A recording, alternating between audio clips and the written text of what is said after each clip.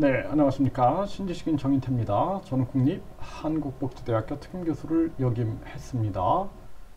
다투다 불지르는 사람들 급증, 분노 조절장애. 네, 요즘에 다투다가 불을 지르는 사람들이 이렇게 많습니다. 네, 오늘도 이런 사건이 터졌어요. 네, 그래서 사람들이 남친과 다투다가 홧김에 불을 지른 20대 여성이 입건됐다라는 것입니다. 이 층 전체가 활활 타고 있는 모습이에요. 네, 노컷 뉴스에서 전하고 있는데요. 남친하고 싸우다가 결국에는 불을 질러버린 겁니다. 연인과 술을 마시던 중에 다툼을 벌이다 집에 있던 바지에다가 불을 지른 것으로 드러났다라는 것입니다. 이렇게 해서 이 건물이 지금 한 층이 지금 여기저기 불이 나가지고 난리가 난 이런 상황인데요. 참 심각한 문제가 아닐 수가 없습니다. 네, 이런 사건이 한두 개가 아닙니다. 네, 그래서 이 사건뿐만 아니라 네, 전 남편과 위자료 문제로 다투다가 불 지르겠다며 가게에 휘발유 뿌린 40대 여성. 이게 참 심각한 문제입니다. 이제 위자료 때문에 서로 또 불을 지르겠다 이렇게 난리가 또 난 그러한 상황이고요. 이 참 안타까운 일이 아닐 수가 없습니다. 그리고 여기도 보면은 네, 왜 안 만나죠? 여성 변호사 사무실 방화 협박 40대 징역 5년이 선고됐다라는 것입니다. 이런 사건들이 계속 일어나는 거예요. 계속. 네, 참 안타까워요. 네, 그리고 이혼 문제로 다투다가 집에 불 내려 한 50대가 입건이 됐다라는 것입니다. 이런 사건들이 계속 터지는 거죠. 네, 이혼 서류 제출한 아내의 행패 부린 50대 입건. 그러면서 주거지 방바닥 등에 휘발유를 뿌려서 불을 지르려고 한 혐의를 받는다라는 것입니다. 참 무섭습니다. 네, 새해부터 전남 곳곳 가족 간 범죄 사건이 잇따르고 아내와 다투다가 집에 불 지르려 하고 이런 사건들이 계속 터지는 겁니다. 네, 이런 사건들 심각한 문제가 아닐 수가 없고요. 술에 취해 귀가한 40대 아내와 말다툼 뒤에 집에 방화를 시도했다라는 것입니다. 이런 사건들이 계속 터지고 있고요. 이게 이제 분노 조절 장애다. 분노 조절 장애. 사실 많은 사람들이 지금 분노를 조절하지 못하고 있는 이런 심각한 문제가 나타나고 있는 그러한 상황입니다.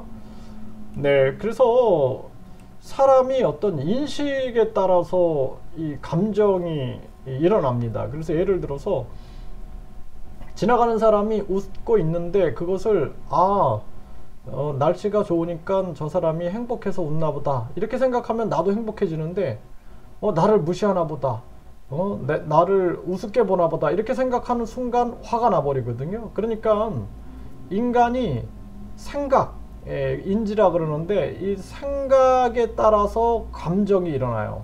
그래서 우리가 예를 들어서 길거리에 사람이 쓰러져 있는데 그 사람을 그냥 노숙자인가 보다 이렇게 할 때와 그냥 저게 우리 엄마 아니야? 라고 할 때 감정이 달라요. 그러니까 사람의 생각과 인식에 따라서 감정은 다르게 작용한다라는 것입니다.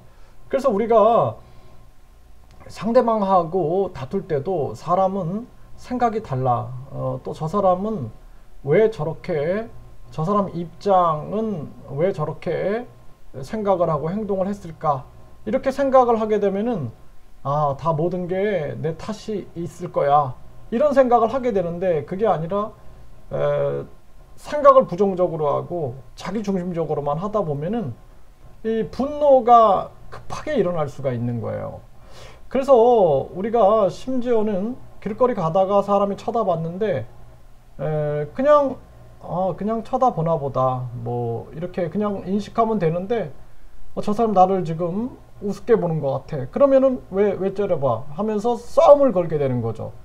그래가지고 뭐 20대 젊은이들이 뭐 80대 어르신을 막 때리는 폭행하는 이런 사건들도 막 터지죠.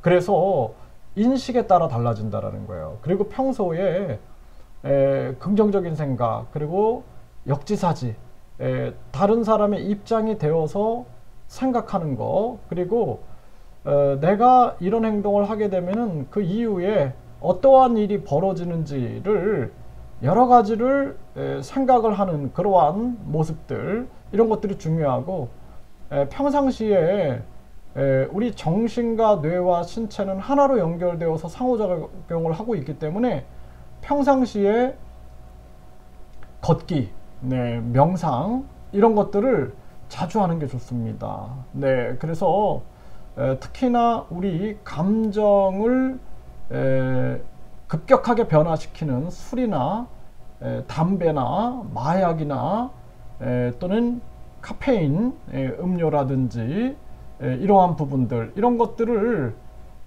자제를 하고, 그리고 심리를 고요하게 유지할 수 있는 걷기나 등산이나 또는 운동, 그리고 명상을 꾸준히 해서 마음을 고요하게 유지하는 것이 굉장히 중요하다라는 것입니다.